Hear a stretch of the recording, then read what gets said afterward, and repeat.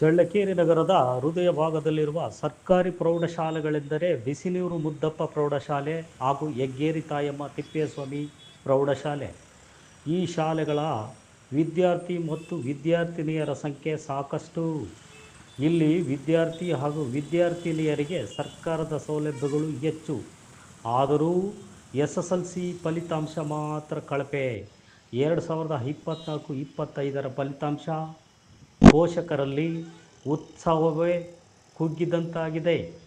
ದೊಡ್ಡ ಶಾಲೆಗಳು, ದೊಡ್ಡ ದೊಡ್ಡ ಕಟ್ಟಡಗಳು, ಉತ್ತಮ ಶಾಲೆ, ಸರ್ಕಾರಿ ಶಾಲೆ ಇರಲಿ ಎಂಬುವುದು ಶಾಸಕರ ಮನದಾಸೆ. ಈ ಆಸೆಗೆ ತಣ್ಣೀರೆರಚಿದ ಮುಖ್ಯ ಶಿಕ್ಷಕರು ಹಾಗೂ ಶಿಕ್ಷಕಿಯರು. ಕಳಪೆ ಫಲಿತಾಂಶ ಬಂದಿದ್ದಕ್ಕೆ ಯಾರು ಹೊಣೆ? ಸಾಕಷ್ಟು ಸೌಲಭ್ಯ ಕೊಟ್ಟರು, ಸಾಕಷ್ಟು ಸಂಬಳ ನೀಡಿದರೂ ಸರ್ಕಾರಿ ಪ್ರೌಢಶಾಲೆಗಳು ಪ್ರಸಕ್ತ ಸಾಲಿನಲ್ಲಿ ಕಳಪೆ ಫಲಿತಾಂಶ ಬಂದದ್ದು ನಾಚಿಕೆಗೇಡಿನ ಸಂಗತಿ ಎಂದು ಸಾರ್ವಜನಿಕರು ಹೇಳುತ್ತಿದ್ದಾರೆ.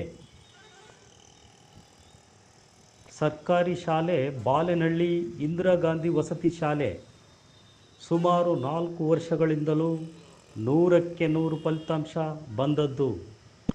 ಚಳ್ಳಕೆರೆ ತಾಲೂಕಿಗೆ ಹೆಸರಾಗಿರುವ ಶಾಲೆ ಇದಾಗಿದೆ. ಇಲ್ಲಿ ಪಾಠ ಪ್ರವಚನಗಳು ಸರಿಯಾಗಿ ಮಾಡಿದ್ದರಿಂದ ಉತ್ತಮ ಫಲಿತಾಂಶ ಬಂದಿರುವುದು ಎನ್ನುತ್ತಾರೆ.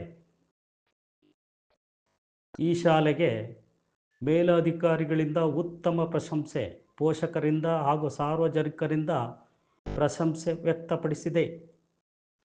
ಇದರ ಮಾದರಿಯನ್ನೇ ಬಿಸಿನೀರು ಮುದ್ದಪ್ಪ ಪ್ರೌಢಶಾಲೆ ಹಾಗೂ ಹೆಗ್ಗೇರಿ ತಾಯಮ್ಮ ತಿಪ್ಪೇಸ್ವಾಮಿ ಪ್ರೌಢಶಾಲೆ ಶಿಕ್ಷಕರು ಹಾಗೂ ಮುಖ್ಯ ಶಿಕ್ಷಕಿಯರು ಪಾಠ ಪ್ರವಚನಗಳಲ್ಲಿ ಮುಂದಾಗಿ ಇನ್ನಾದರೂ